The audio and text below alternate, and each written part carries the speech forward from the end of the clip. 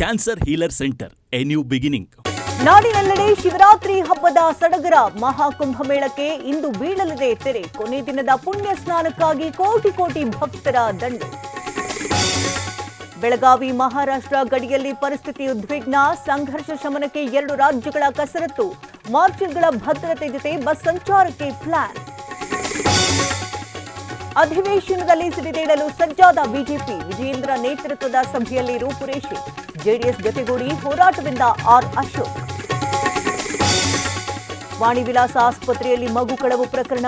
ಆರೋಪಿತೆ ರಶ್ಮಿಗೆ 10 ವರ್ಷ ಜೈಲು, 1 ಲಕ್ಷ ದಂಡ. 4 ವರ್ಷದ ಹಿಂದಿನ ಕೇಸ್ನಲ್ಲಿ ಮಹತ್ವದ ತೀರ್ಪು.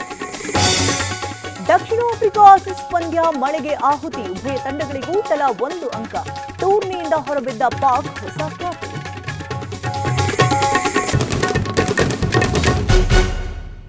Cancer healer centre, A new beginning.